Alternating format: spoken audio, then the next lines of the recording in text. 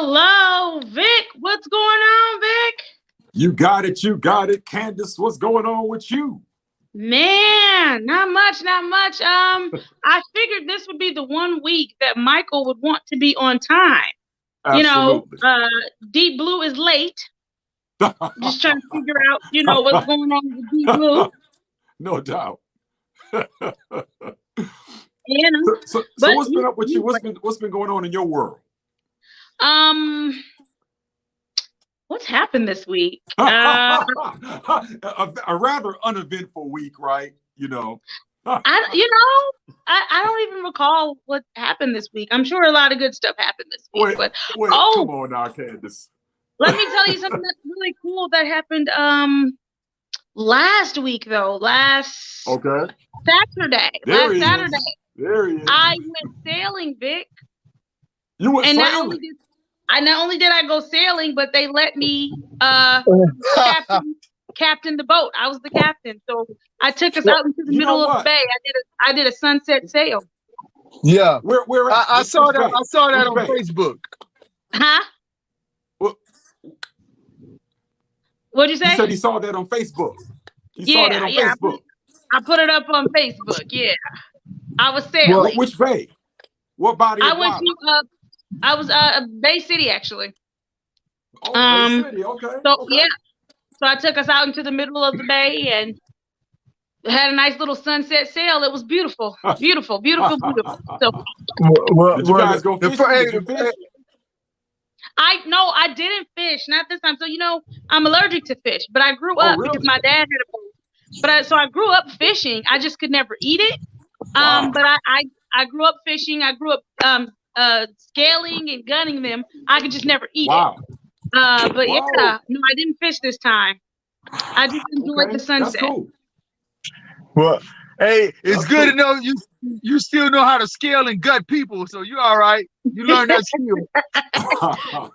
Listen. I learned from the best, Deep Blue. I learned from the best. But I do want to talk really quickly What I learned though, I saw all y'all on that boat. I saw all those black folks on that white boat, and I said, "Where are their life jackets?" You want to know what's funny? You want to know what's funny is that yes, the color of the boat was white, correct. But sailing is neither a white nor a black thing. But the color of the boat was white. Anyway, I know.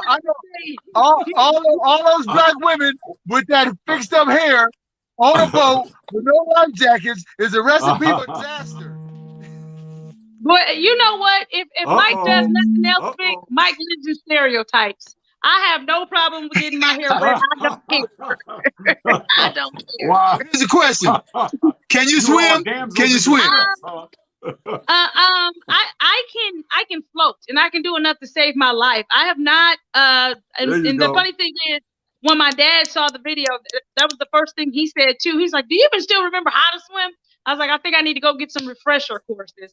But I can save my life. I can do that. But I do need to get a refresher course on something. But every older black person, Vic, that saw that video, they all said the same thing. "Girl, where's your life jacket?" I didn't get on a sailboat to wear a life jacket. Okay. But no, it was a beautiful, beautiful experience. I do want to talk about really quickly, since we're talking about water, right?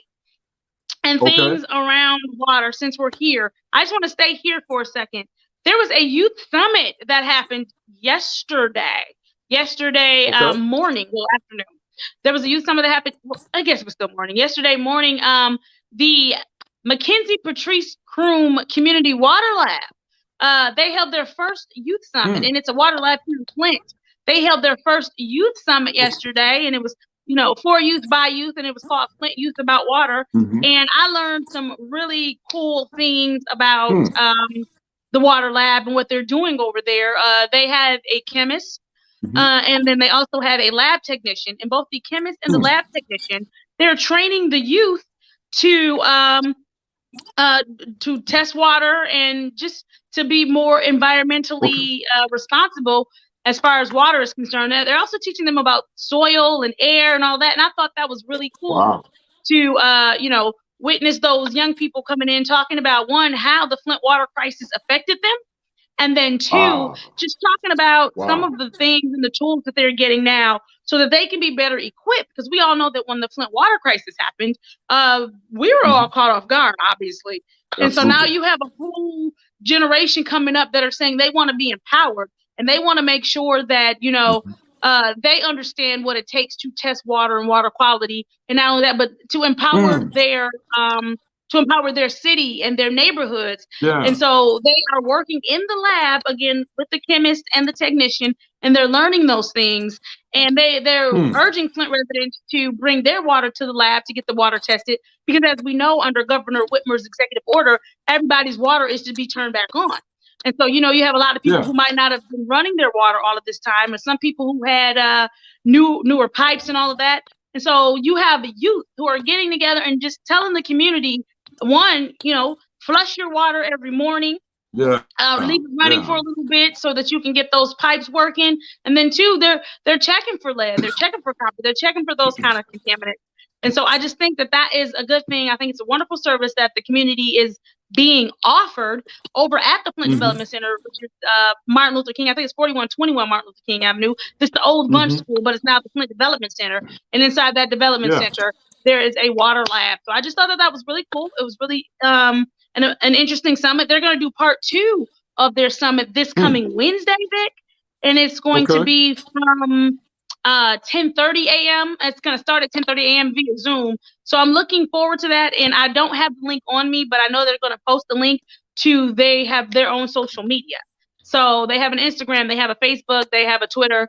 The Flint Development Center also has a Facebook that you can find that information on. But I just thought that that was something that's really good. I wanted to share with you, Vic, and I wanted to share with our audience that the city of Flint does have this water lab. And they have the youth is basically, you know, running and learning. And of course, obviously they have that chemist and that lab technician, but I just thought that that was really good that they did a summit and that they're going to do part 2 of their summit on Wednesday. So really, really cool. Absolutely. That's great. That's great. Let me pose a question to you, Candace. I mean, what lessons have we learned as a result of the water crisis? Right. What have we learned as a result of the water crisis? I would hope that we've learned. As a result, what have we learned? I would hope that, for one, we've learned to hold officials more responsible. You know what I'm saying? Make sure they do their job. I think that I hope we've learned to be more aware of what's going on, because obviously what happened in Flint was a result of emergency management decision. That even though the residents of Michigan voted down the whole emergency manager law, they then attached an appropriation to it and put it back into effect. And you know, anytime you attach an appropriation to something, it no longer has to go before the voters because there's money attached to it. But I just would hope that they've learned to be more aware of what's going on, more aware of who's in charge. I hope that more than anything, more aware of your environment and the things that are going into your water, or the things that are not going into your water that should be going into your water. I mean, paying attention to your soil content, paying attention to your air. I think right now we got to pay attention to the fact that there's this whole attack on NEPA. And I remember we wanted everybody to know that, like, pay attention, and we gave you some homework to do on NEPA. And there have been some very hefty environmental rollbacks. And if you're wondering what NEPA is, it's the National Environmental Policy Act. And you've had the Trump administration has rolled back quite a few things that would protect us. And we know one thing we do know is that urban communities, Black communities, are disproportionately affected by environmental hazards, which then leads us to be disproportionately affected by things such as viruses, such as pandemics, you know? And so we've got to be more aware. We've got to pay attention to what's going on. We've got to do some major pushback on the way they're trying to strip NEPA again, and that is the National Environmental Policy Act. But we've got to pay attention to the EPA and what isn't happening there. I think that what happened in Flint should let us know that we cannot afford to not pay attention to things that are going on in our environment. And Mike is back now. Mike, I was telling them a little bit about the lab and then the youth that just had their summit. Yeah, definitely. And you know, for me, Brother Vic, you talked about what we learned. What we learned is we've got to empower ourselves, right? Nobody's coming to save us. Superman's not coming to Flint. but we've had some super people come in and help us out, right? And so with this lab, we've learned how to empower ourselves. We're empowering the next generation to be the people who speak for the community going forward. Who's going to be able to talk about what's happening? We got a young lady there, Destiny and Precious. And Precious talked about the fact that she was in the building when we were just giving away water. It was just full of cases and pallets of water, right? It had been donated from across the country. And we were just giving away water in the building. But guess what? She's like 16 now. She's a little kid. She was. She said that. She was saying that she was like 11.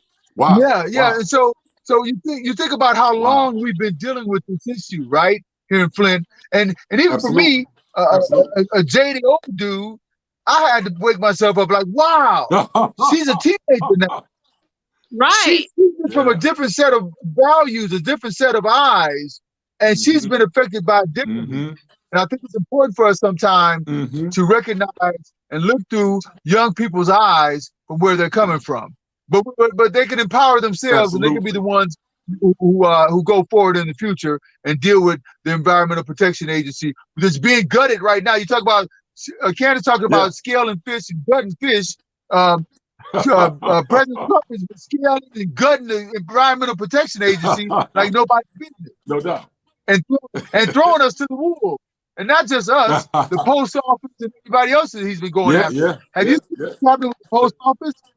No doubt. Absolutely. No question. I mean, we're gonna get into that, Mike. Well, look, speaking of scaling and gutting. Wait, 1 second. Wait, Mike, before you switch over, because I know where you're going with this. So before you switch over, before he goes in, he's about to dive in. You know I'm about to go in. I'm about to go in. I just want us to be aware of what NEPA does and the fact that NEPA gives vulnerable communities across the country an opportunity to make their voices heard, to stop pollution, and it gives them an opportunity to stop pollution in their own backyards. So the rollbacks and the sidelines that the public are experiencing right now is dangerous. It's dangerous on a national scale. We are in trouble. What's happening is you're giving these corporate polluters the green light to continue to add to the deterioration of our planet. And so we've got to do something about that. It's giving them opportunities to exploit our community. And all of this stuff, again, you cannot afford, and if we've learned nothing else in the city of Flint, you cannot afford to have these environmental hazards. We've had people that have surely died because we know that one thing begets another. So you end up with, you start off with a water problem. Next thing you know, you've got legionnaires as a result. Next thing you know, you have stillborn babies. The next thing you know, you have mothers who can't even hold babies. Right? You have birth defects. Next thing you know, you have all of these heart problems. You have children with cognitive issues. You have children with behavioral issues. You have all of these things as a result. And so that's why we have to be on the front line, especially in the city of Flint, and saying, no, you cannot do all of these rollbacks as far as NEPA is concerned. You cannot strip and gut the EPA. We need to stand there. We need to stand in the ready. I think when you look at in Detroit with Marathon and how they've got they're having their air quality messed up there. It's so much to consider. I don't know if you remember, but when there was the dam breaches in Midland in the central Michigan area, the biggest concern was what Dow Chemical is right there. So now has those chemicals gotten into their fresh water sources, stuff like that. So I just think that there's a lot that we have to continue to stand up for and fight and be vigilant about. I think it's important for us to understand what's happening with us. Flint can be the epicenter for how we fight and how we go forward with dealing with the environmental issues that we're facing. I know in Flint on the east side people have had an incinerator over there burning all kinds of contaminants for decades now, right? And the general prognosis is, hey, this may provide jobs or do things like that. But I don't know anybody who works at that incinerator. Do you? And so a lot of times, even the jobs that are supposed to help us that are hurting us environmentally still don't help us because they're not people who live in our neighborhoods or in our communities. Right. And I do want to say hello to everyone that has joined us on Facebook.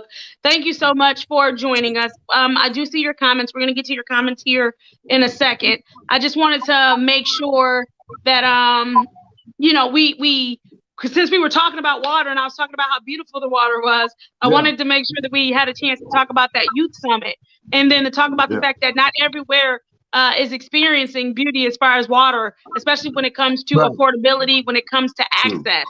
And so I just wanted to take that time to highlight it. And I think as the weeks move forward, we'll give you a few more tools of what you can personally do to help, what you can personally do to stand on the front lines for yourself and your family. Because make no mistake about it, if your environment is not safe, if your environment is not clean, you are not safe. You're not safe. Absolutely. Not at all. Not at all. Literally, folks, we're not safe. When you look at the issue of environmental racism, right? It directly impacts us, right? What do y'all think about that? This whole issue of environmental racism, whereby our community is one of the main communities that's impacted by this issue across this country, in practically every major city. So what else is new, right? We always had the worst neighborhoods. We were right by the railroad tracks where they dumped stuff back in the 1800s, right? Our neighborhoods were always by the river where we got flooded out. If you talk about even in the city of Flint, when Flint residents came to Flint first, they lived in the St. John area. It was the first area to flood, and the first area next to the railroad tracks, right?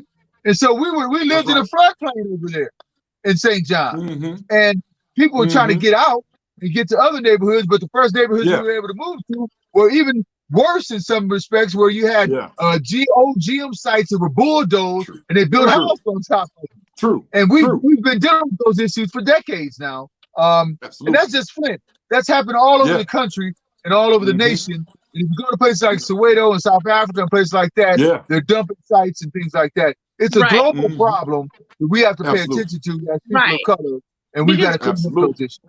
Flint is not the only place with brown water.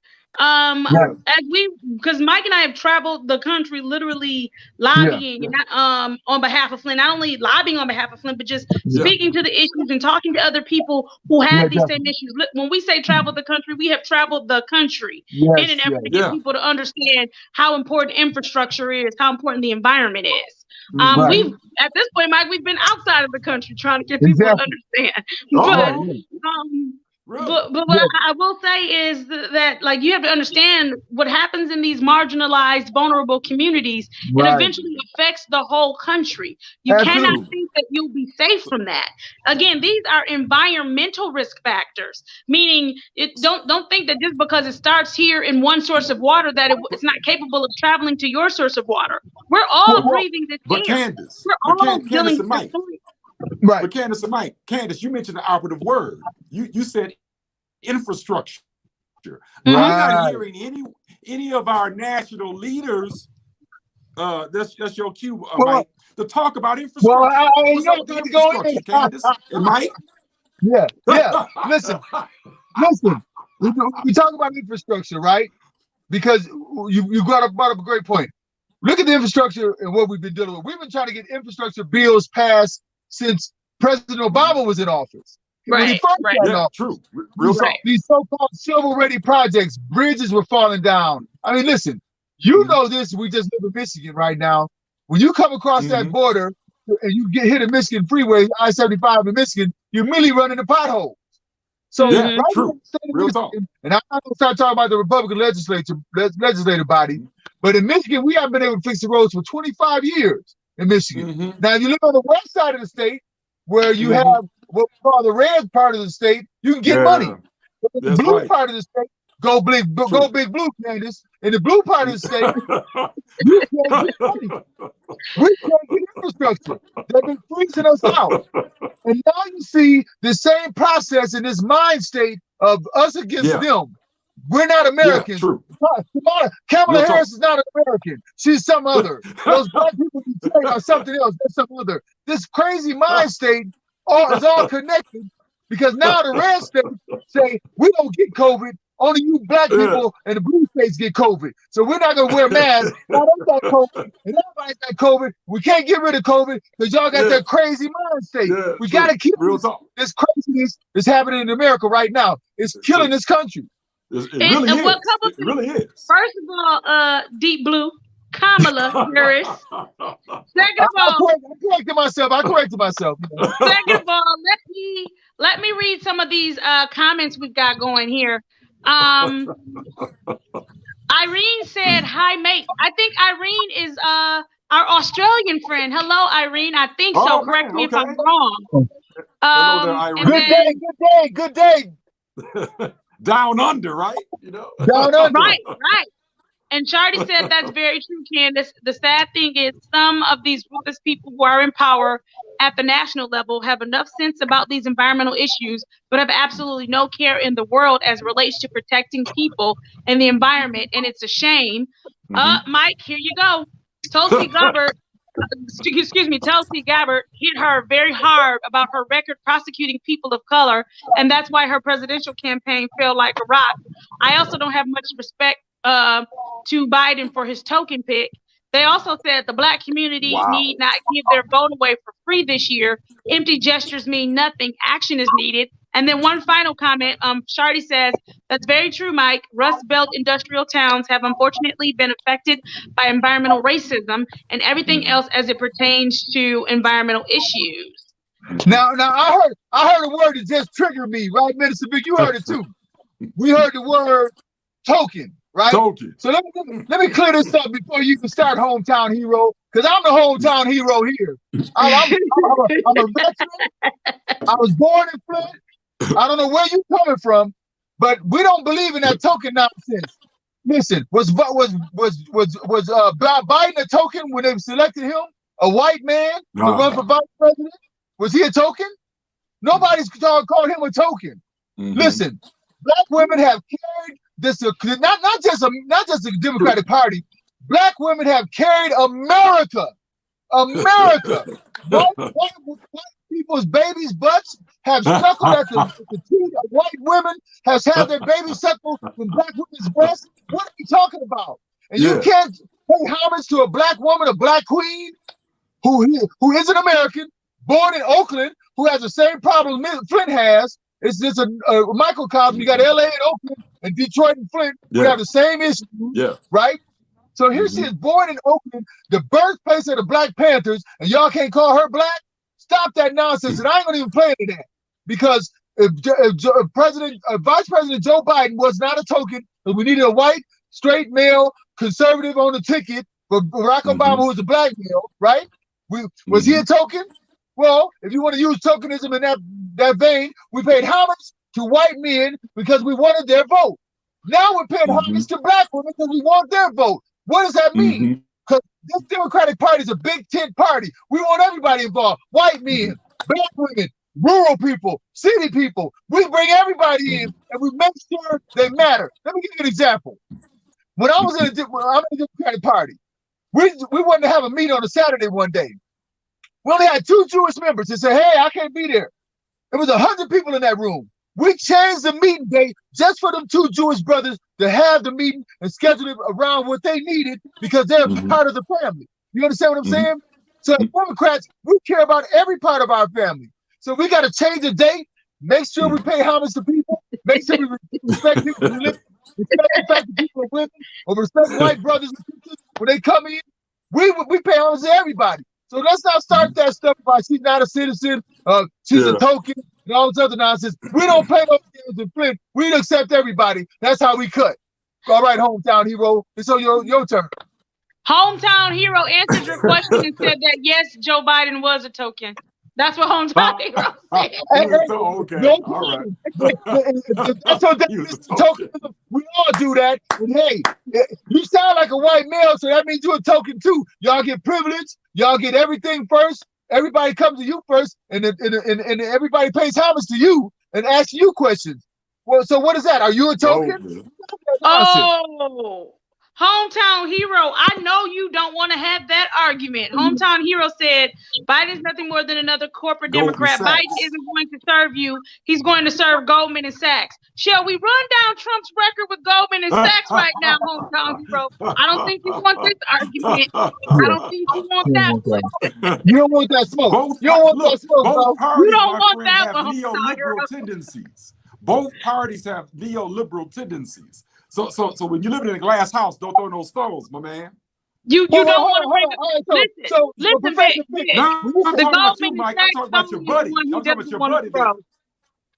When you say neoliberal, what do you mean when you say that? I'm talking about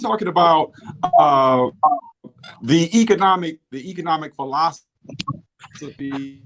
which is anti union, anti-safety net. It's anti the little man and little woman.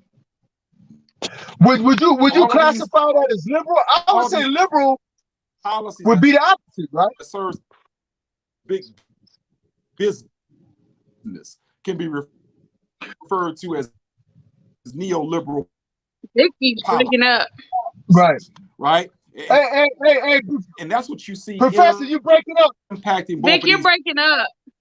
You breaking up pretty bad, right? Professor. But let me say this: as in terms greater of and lesser degree, Vic, you're breaking up.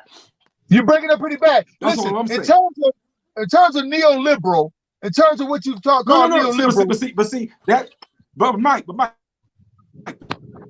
the Vic, you're breaking up. The neoliberal is kind of tricky because.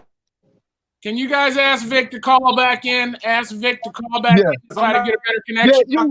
Hey, brother Professor, you got to call back in. You breaking up real bad. You get breaking up. Hey, listen. Paul, we know the problem is. Yeah, we know the problem is he ain't by his picking the mint juleps by the Tahiti tree out in the palm trees out there. He's in the wrong spot. He's down in the basement with Joe Biden plotting and planning. But anyway, so here's what I'm saying. When we talk about, I don't see that necessarily as neoliberalism. I would think liberalism is a laissez-faire. Let's do what you want to do. Be your own person, and enjoy the fruits of liberty, the fruits of freedom. But that's a whole different perspective from my point of view. But when I look at it, Goldman Sachs and all those organizations are Trump supporters. They could care less about being in the Democratic Party. Now, don't get me wrong. A lot of these people are Harvard graduated, Goldman Sachs people themselves. But Kamala Harris doesn't fall into that boat. Neither does Joe Biden. Joe Biden is the everyday man raised in Scranton, Pennsylvania, hard scrabble background, who's seen tragedy in America, but he's held his own. That's the kind of brother we want, and we get behind that kind of brother. When on the other hand, here's a sister from Oakland with an immigrant background, and then let me clear this up too. Jamaican is not a race, y'all. That's a country. And so if you're Jamaican, you could be white in Jamaican, you could be black in Jamaican, you could be African in Jamaican or whatever else, you could be Asian in Jamaican. I think she identifies with the struggle of African American people. She's born in America. So look, she plays AKA, which is one of the greatest sororities on this planet today. Definitely when it comes to black women, she's an AKA. That's black almost as they come. She went to Howard University, the quintessential black university, HU. I mean, what are we talking about here? This sister is black as they come, and I don't want to start giving tests to people to say how black they are, but this is the way to twist and mold and move black folks to where we're fighting against each other.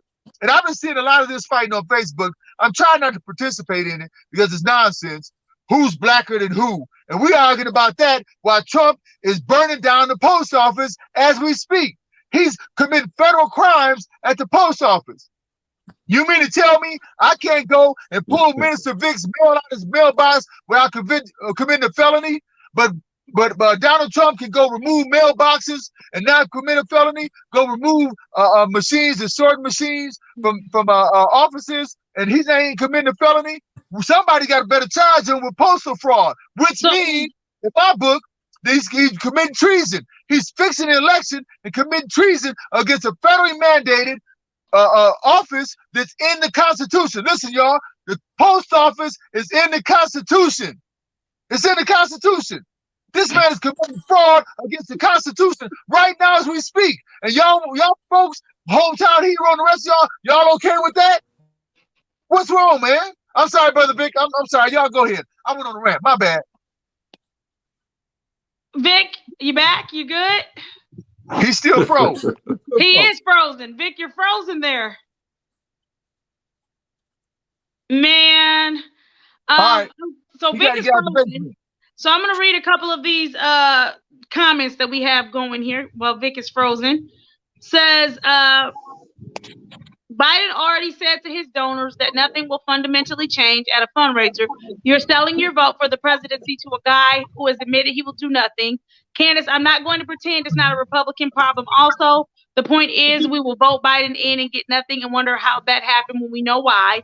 Bernie was for the people. That's why the DNC pushed him out, and we are supposed to reward them with a vote. Shardy said Vice President Biden and Senator Harris most certainly have my vote.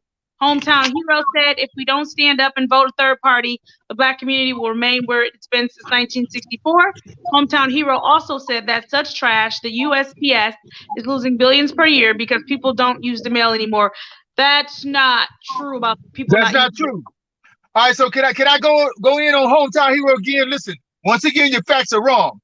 The Republicans for the last 20 years have been defunding the post office. The post office can be solvent tomorrow if they let them raise the amount for stamps, for example, or let them be involved in different processes. They made the post office fund its pension program out to 75 years from now. No other corporation has to do that. You know why they did that? To break the post office. You know why they want to break the post office? It's one of the strongest unions left in this country. 600,000 members. That's more than UAW. That's almost more than the Teamsters. It's almost more than IBGW, which is the SEI, SEIU, and others. So they want to break the unions, but also they want to do this. Just like they're trying to break schools. It's a money pot. They want to get those dollar bills and privatize our post office. But it's constitutionally mandated, so now they're trying to break it and try to say it's not solvent. The post office is making money, y'all. If Amazon's making money, if UPS is making money, FedEx is making money, you best believe the post office is making money. Don't believe that nonsense, but that they're not making money. They're making plenty of money. The Republicans are just trying to beat them down and not let them make money by making them fund the pension for 75 years out. No other corporation has to do that. No other governmental organization has to do that. Not even the military, right? But we don't want to fund the post office. And I want to say this to rural America. Rural America can't get Amazon packages, but the post office goes there. You know why? Because it's federally mandated, because it's mandated by our Constitution. That's written by our founding fathers. The post office was. So for somebody to act like you're in rural America and you can't care about the post office, delivering your medication, delivering your packages to you, that is crazy. And you vote against your own best interest if you want to talk bad about the post office. And another point, the post office is one of the biggest organizations that employ veterans. We've got 1/3 of the post office, about 100,000 people from the post office are veterans. Are you going to do that to veterans? What are we talking about here? So I'm definitely, I got an aunt who was a manager at the post office. She retired. She's still in good health. She's getting her retirement. The post office has been good to her. And let me bring another point to you, just like Robert Townsend always said. There's always work at the post office. There's always work at the post office, right? No matter what happens in this community, you can be a postal carrier or letter carrier. So I don't even want to get into the argument of people who would rather destroy the post office to hold on to power for Vladimir Putin's boy. I wouldn't even call him F-boy. He's just Vladimir Putin's boy. So here's Vladimir Putin's boy who's going to destroy our post office. He's going to destroy our post office for this man. Let's not do it, people. We're Americans. We're not standing up for that. No way. No way. Candace, I got to pose this question to you because this is a historic moment. What are your reflections? What are your thoughts upon what just transpired this week when Joseph Biden mentioned or named Kamala Harris as his running mate?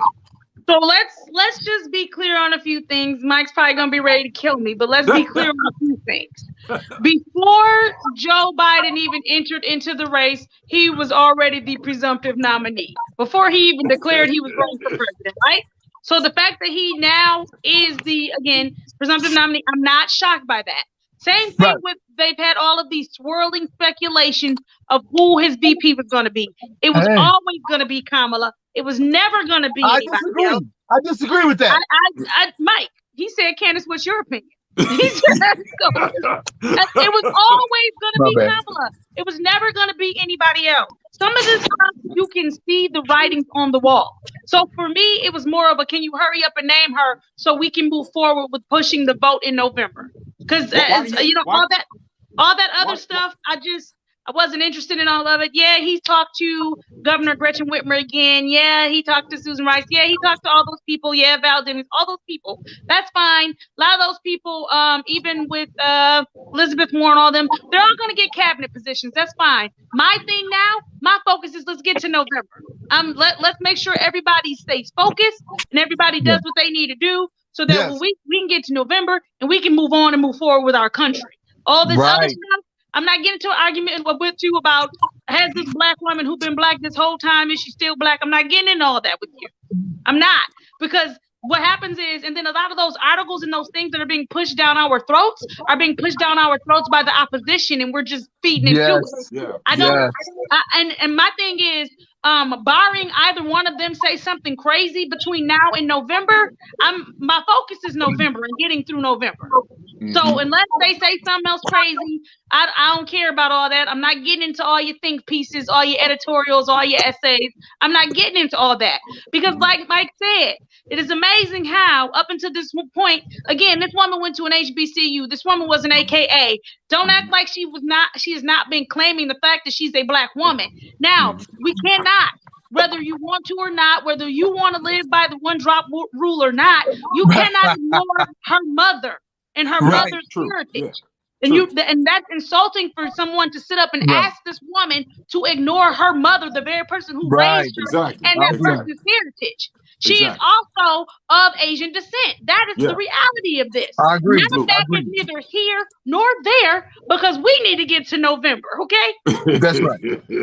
I'm not getting into the distractions about what color she is. He picked his running mate. It's not changing. So next, what we doing now? I got to ask a follow-up question, Mike. A real quick follow-up question. So why do you believe that she was always going to be the one? Why do you maintain that? Why do I know she was always going to be? The writing was always on the wall. It's been on the wall, and everybody keeps acting like, her presidential campaign all of a sudden stalled and she dropped. She dropped because she got the offer, so she took the offer. Everybody knew Joe was going to get the nomination. And we knew that was coming. And so my thing is, so now it's like, well, if we know that this is the way this is going to work, they're going to give him the nomination. So what do I do now? You know what I'm saying? If I say I really want to serve my country, what's the next office that I can serve my country in next to the highest office of the land? The vice presidency. So, okay. Let's go. Candace and Mike, that's interesting that you raised that point, right? Because you guys probably read that opinion piece. It was an open letter that the former mayor of San Francisco wrote to Kamala Harris. Y'all see that? Oh, man. Nobody. It's good for conversation. It's good for conversation. It's good for conversation. Was that the link that I sent to you, Vic? You talking about the link that I sent to you? Crazy Willie. I'm not sure. He was saying that if she were to be offered the position of the VP, right? He was saying to her that she should reject it and make a play for the AG position, the Attorney General's position, because that's the one that has the true power. But his argument there was, and I just want to tell you what his argument there was. He was trying to say to her that she should turn it down because being the vice president is a dead end job. But this is the thing: we're looking at Joe Biden, vice president, former vice president Joe Biden, who's running for president. And so another thing that we also have to consider, I think, if it would have been in any other circumstance, I probably would have been willing to consider the idea of it being a dead end position. However, you got to think about the fact that, I mean, and we could be wrong, but I don't see Joe Biden doing more than 4 years. I don't, and we could be wrong. And all I'm saying is, whoever his vice president is, that's who's going to be your next president. Exactly. That's the reality. Exactly. So in her case, in this particular instance, you have it where it's a bit different. Of this is not a dead end job. This is the you literally second in command, waiting for your launching post. So I get what they're saying about her being an attorney general. And then I think another thing, while it's smarter for her to opt to be the vice president instead of maybe the attorney general position, because again, they do keep bringing up her prosecutorial record, right? And so you've got a whole nother thing that you're going to have to fight with there of being, you know, the attorney general. Not saying that, I mean, she's been doing this for a while. Not saying that she couldn't handle it. Again, anytime you're in any of these positions, AG position for a state, you got to have thick, tough skin for that. Not saying that I'm in agreement or disagreement about her prosecutorial record, because that's not my point right now. But what I'm simply saying is his argument was that it was a dead end. It's usually a dead end job. But again, we're looking at two things that's like a strong argument against that. Is one, you have Joseph Biden, former vice president Joe Biden, who is running for president. And so he's the exception to the whole it's a dead end thing. And then you also, I mean, and Al Gore ran for president. We know it didn't work out. But, there you go. But I think the last VP that became president was George Herbert Walker Bush. There you go. George Herbert Walker, right? Yeah, George Herbert Walker. He didn't say W. He didn't say W. Dang. I got it. I stand corrected. He didn't say W. I stand corrected. I want to read a couple of these Facebook comments real quick for you, Vic. I got a couple Facebook comments for you. Okay. Shardy says, hopefully Vice President Biden will make Val Demings the Secretary of State. Hometown Hero said, right, all we got to do is elect Obama. Wait, let's vote Trump. Oh, wait, let's get Biden in there. See the trend, no matter who's in the White House, not much changes. Tim said, the reality is she's an American and qualified to run for the office. Hometown Hero said, Candace is right. The DNC sets this trash up. The People's Choice was Bernie, and hey, Hometown, you turning in the mic. And we're letting the same stuff fly. And then Tim said, I don't see Joe Biden being sworn in next January. Hometown Hero, that's not what I said. I didn't say the Dems specifically. I said sometimes with some of this stuff, the writing is on the wall and you can see what's going to happen. So you can see the play. Can I address that? Go ahead. So here's that cut. All right, when she first came out, because my last name is Harris too, but when she first came out, she was fired. She had 20,000 people in her hometown of Oakland fired up, ready to go, right? And she was one of the favorites. But what ended up happening was what we've been seeing in the last couple of days. The Trump administration didn't know how to handle her. She was fired. She was a prosecutor. So guess what they did? They sent in the Russian bots. Nobody had been hit by the Russian bots more than Kamala Harris. Nobody. So it hurt her campaign with all this stuff about prosecutorial stuff and other things. Then you get people coming out the woodwork like, oh, her old boyfriend, Willie Brown, who needed to sit down, and he sounds like a hater and trying to limit her potential. Look, Willie, we done with you just like she was done with you. She's moved on. Why don't you move on? I don't care what Willie's got to say. That's like me talking about what my ex-girlfriend should be doing right now. She don't care, and I really don't care. Why are we even talking about that? Hey, but let's talk about Bernie just for a minute. I want to entertain this just for a slight minute if we can. Listen, Bernie had a chance to get some votes. He couldn't get them. Kamala had a chance to get votes. She couldn't get them. Which most vice presidential candidates don't win. Otherwise, they'd be the presidential candidate, right? So I don't even understand what that means. If you lose, you have an opportunity.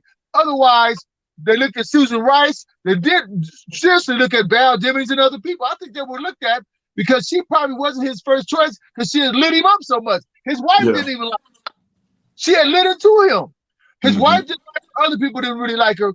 But Joe Biden, being the man he is, and let me say this, the black women, and let's not forget Jim Clyburn in South Carolina, said, hey man, let's look at this black woman. She's qualified, she's been vetted, we don't have any issues with her. They can't go with Susan Rice start talking about Benghazi all day. Because see, listen, if Susan Rice were in right now, qualified, knows her stuff, we'd be talking about Benghazi. Yeah. At least now, they really, Trump administration really, they all over the place. She's too conservative. She's liberal. She's this. They don't want to handle this tough, strong, powerful black woman. They have no idea how to deal with her. And she's bringing her whole cadre of 100,000 black women as AKAs with her. They can work like they ain't never worked before.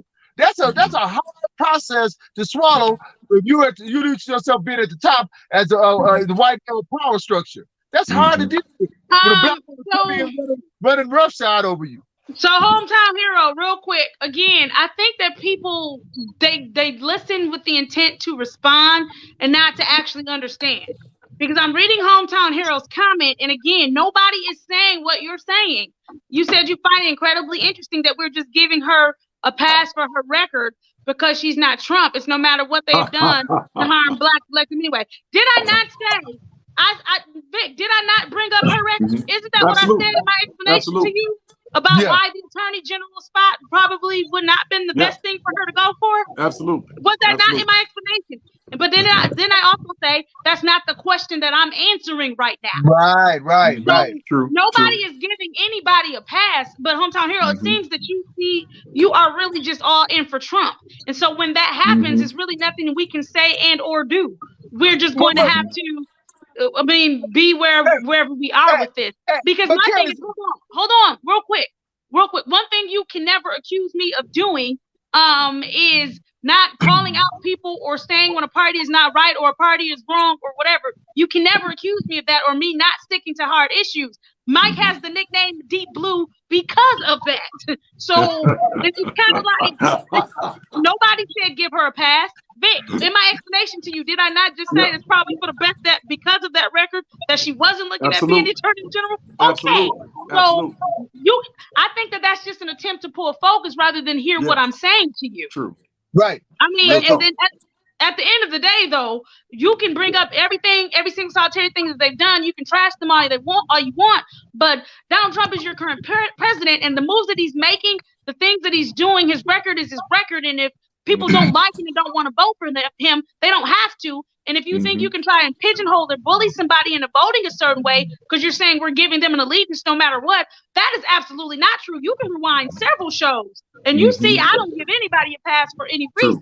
True. I am with the third party option, but however, we're moving to November and you only got 2 parties that's in this race. So what you gonna do? You want to talk about a viable third party option, then you spend the next 4 years building up a viable third party and go from there. But right now, we're dealing with the issue at hand. I think what they're doing, see, they're playing the game. They're grasping at the margins, right? Yeah. They don't have anything to do with fighting on Kamala Harris. They don't know what to deal with, so they just grasp at any straw they can and try to throw everything at her to try to see what will stick. But here's what will stick. Our president, Donald J. Trump, is currently committing treason. He's ruining the post office, trying to mess up our vote. Now, let me say this. As a black man, that's exactly to me. You're trying to do, our people fought too hard to take the vote for granted. And when I see somebody trying to stop me from voting, trying to ruin the post office, sending his son out, Jared Kushner, to go talk to Kanye West, to get him on the ballot. So a few black people think kind of crazy like Kanye can go vote and just you grasp at the margins, you try to pull a few black votes here and there. I think that's problematic. This is crazy. Okay, so hometown hero just said you can bring up the record all day, but you aren't condemning it, and you can't wait to vote her in. Then he or she also said the vote is the pass. Then they talked about the first step. Let me start here. I will not be internet bullied into condemning or accepting anything I don't want. I say what I want to say. If you don't like it, you can condemn her all day and I will read your comments. I have no problem with that. That's fine. I said what I had to say about her record. I said what I had to say about why Attorney General would not be a good look for her. You can take from that what you want to take from that. And you telling me voting for her is giving her a pass. Well, you voting for Donald Trump is you giving him a pass. I'm not giving him a pass. It's not happening. He lost me from the very beginning of Mexico's going to pay for a wall. He came in talking about division. I didn't agree with it. My mind's not going to change about it. There are children that have been put in cages. I cannot ignore that. There have been racist acts that have been committed, and he's called them very fine people on both sides. He sat up there, and there's been all kind of things that, for me, I'm not interested in another 4 years of Trump. I have a right to vote how I want to vote, and that's what I'm going to do. You can give Trump a pass if you'd like. What were you going to say, Vic? No, I agree with you. There's nothing more I can add to that. I totally agree with you. But what I do like, Candace, is what I've seen coming out of our community with regard to holding Joe Biden's feet to the fire concerning the election. Yeah, I'm with that. Absolutely. I love seeing that because I think moving forward, you're going to see more of that. You're going to see more people in the African-American community holding the Dems, the Republicans, or whomever, holding their feet to the fire. And I think we need to do that because the longer we do this show, Candace and Mike, the clearer it comes to me that we, the people, is the moniker that we need to live by.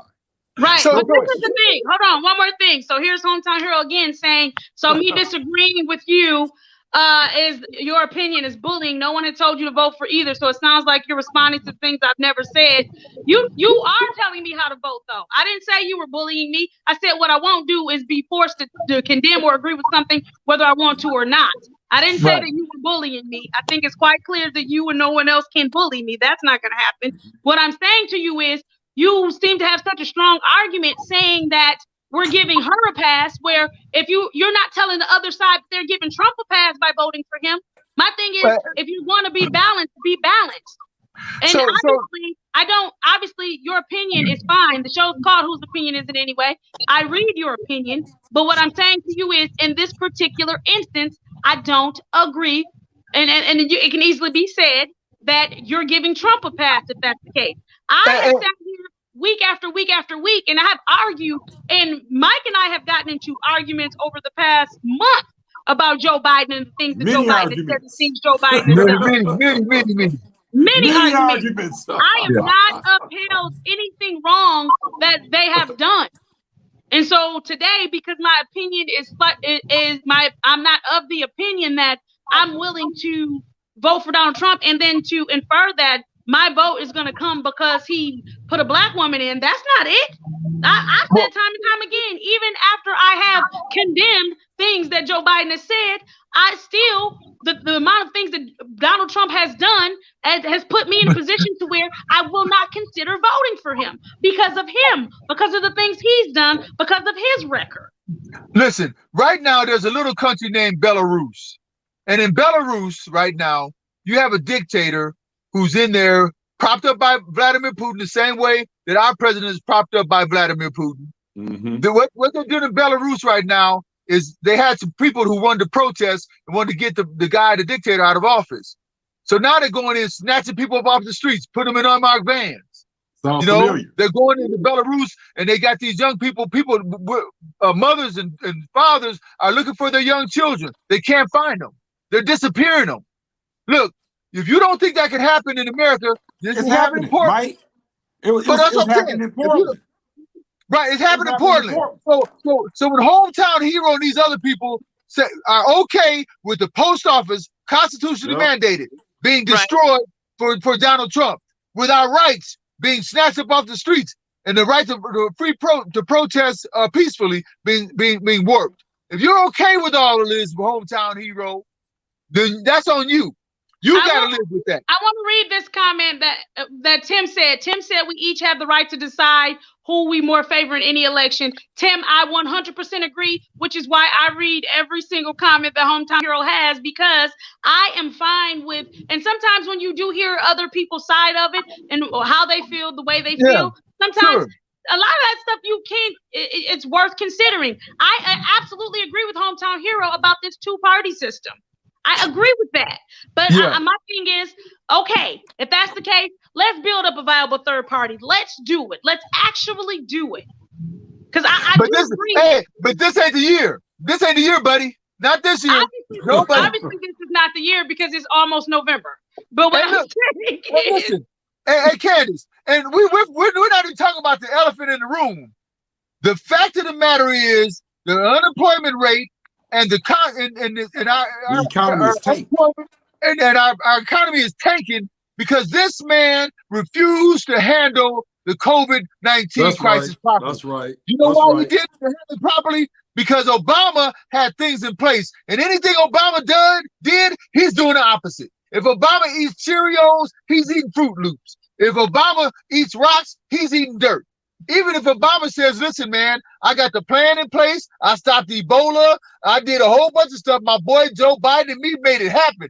Guess what he said? I ain't doing none of that stuff. I'm throwing out the playbook, and I'm going to do it my own way. And right now, 1,000 people, 1,500 yesterday, more than 1,000 people a day in America are dying.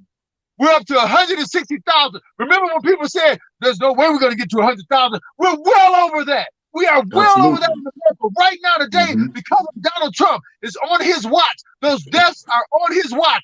We ain't even got to September yet. We ain't even got to October yet. It's going to get worse, and it's getting worse as we speak. And he's getting in front of us. We have a couple comments I want to read. Tim, let's see. Tim said I read that part. Jarvis said, almost missed you guys' show, but I made it. Either vote for Biden and Trump.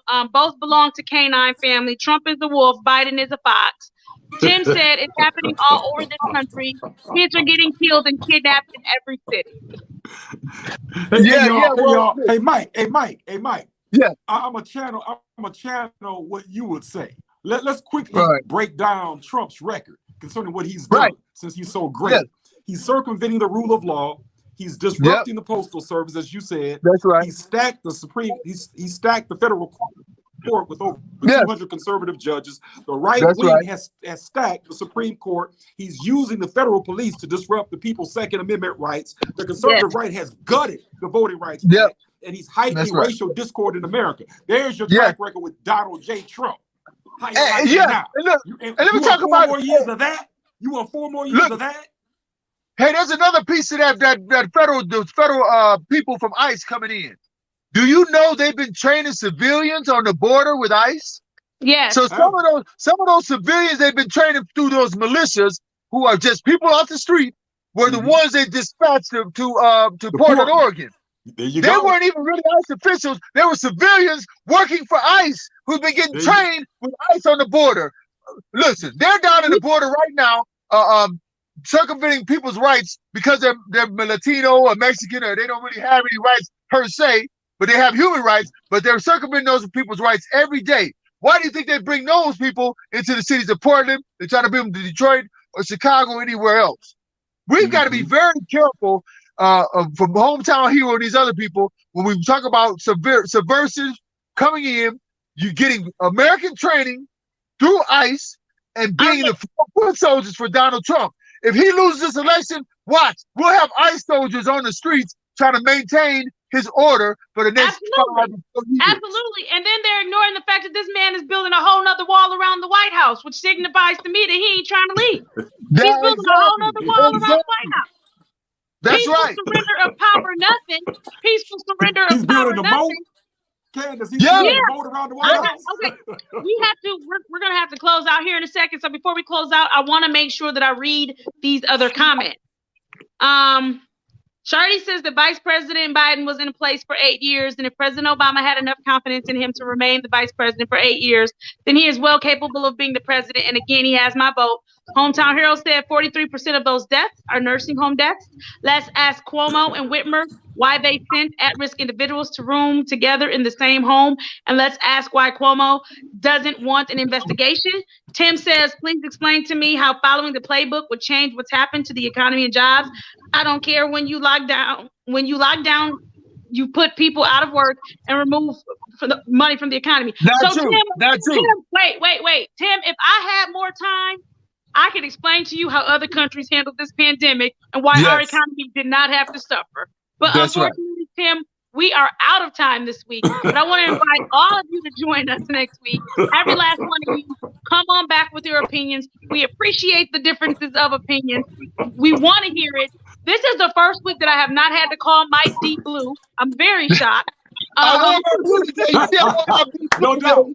No doubt. I'm very shocked. And I thought that this week that Mike and Vic were going to go at it, but it didn't happen. It did not. No, you did. I didn't call that one right. I didn't call that one right. We're a little melancholy. We're melancholy. Okay. So again, we'll be back here next week. I want to give you all 30 seconds to close out. Go ahead, Mike. 30 seconds. Look, I think Kamala Harris is powerful. They don't know how to deal with her right now. She's gonna roll. I can't wait till she has to debate Mike Pence. Can y'all wait for that? Man, she's gonna light Mike Pence up one side and down the other. I think Mike Pence is in for a rude awakening when Kamala gets hold of him. And listen, the reason I think we're okay right now because we reached some kind of circular understanding. If we don't get past this Trump craziness right now, our whole country's at stake. And we got to come together, even though we are fighting like brothers and sisters here. We listen, on December 5th, we're back to fighting again. Okay, go ahead, Vic. 30 seconds. Look here, people. If you're looking for a leader, look in the mirror because we are the leaders that you're looking for. Peace. All right, and Vic, I do agree with your last thought, and Mike, I actually agree with your last thoughts for a second here. Okay, I'm really shocked. Everybody, come back next week. Mike, I like you because you attract all of the conservatives, man. They're ready. No doubt. So Mike, you can come back. We're gonna light them up. We're gonna light them up. You can come back next week. Next week, man. Hey, where's Carl at? I don't see Carl. Come on. Maybe Carl is hometown hero. Who knows? I never see them. No, but all jokes aside, everybody, thank you so much for tuning in. We appreciate you. We appreciate all of your opinions. Hometown hero, let's get working on that third party. Let's get working on it. And until next week, we want to remind you we'll be back here from 5 to 6 p.m. with Whose Opinion Is It Anyway with Candace and Victor. And special guest host Michael Harris. Until next week. Bye-bye. Peace.